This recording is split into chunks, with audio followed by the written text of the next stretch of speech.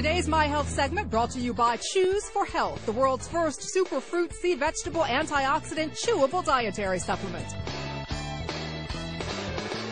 If you ever hear a doctor say you have cancer, it's something that can strike paralyzing fear into your heart.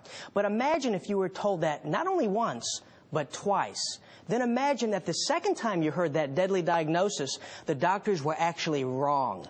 Joining us now is a familiar face who's lived those traumatic experiences.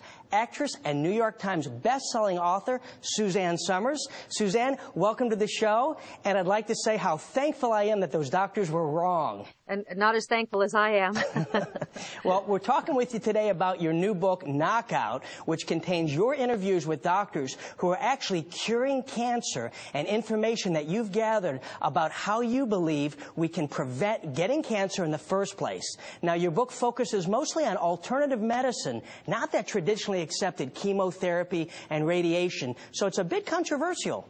You know, I'm getting attacked, and this book is being called controversial. To me, what's really controversial is to continue to give people treatments that are not successful in the end, that so degrade quality of life, and I don't understand how we can raise billions and billions of dollars and that they haven't come up with something better than extending life by a few months, and that's all they can say. Now, your new book is loaded with information that you and the doctors that you trust truly believe can save lives. Information for we lay people is so powerful. If I had been a different kind of patient, I would have taken that full-body chemotherapy they offered me this November for a lung cancer that had metastasized throughout my body that I did not have. What would have happened to me? I think I would be dead now. Up till that point, I had not had a pharmaceutical drug in 9 years. Well, let me ask you, what do you say to those skeptics who attack the doctors that you interview in your book? So I interviewed Dr. Stanislaw Brzezinski out of Houston, who has been persecuted beyond belief. He's gone through lawsuits for over 10 years from pharmaceutical companies and the FDA. He keeps fighting them. He keeps winning.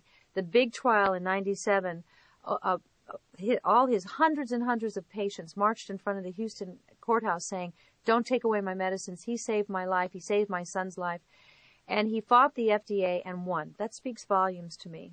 Right. Well, just like you, I'm personally a believer in alternative medicine and in prevention. I always tell my patients, people should focus on wellness care, not illness care. So I couldn't agree with you more, but let me ask you, why do you think people are so afraid of alternative medicine? I believe the reason that alternative medicine is attacked over and over viciously is because it threatens business. Now, to answer your question about prevention, I said to Dr. Brzezinski, how do we get cancer? He said, it's quite simple. We all have cancer in us, and we all have cancer protective genes. They're like light switches that get turned off with diet and lifestyle habits. I said, like what? And he said, well, you turn one off with chemicals and toxins in your food and in your household. You turn one off with bad food choices. He said, you turn one off by poor sleep, including a sleeping pill sleep. You turn one off by being high stressed and not managing your stress. And you turn one off if you have imbalanced hormones. If you have all 5 turned off, he said, you are likely a candidate for cancer. And I said, wow, that's most everybody. I said, can you turn them back on? He said, yes. You can balance your hormones. You can manage your stress. You can learn to sleep without drugs. You can eat organic food, and you can get the chemicals out of your food and your household. I think those 5 things are pretty simple. So you really just gave us a prescription for a healthier life. Now, you mentioned hormone balance as one of these light switches. Well, everyone seems to think that they're going to get cancer if they take hormones, yet you believe really the complete opposite. When we hit middle age, and middle age now is coming earlier and earlier due to stress. So a lot of women in their late 30s, early 40s are in hormonal decline and don't know it.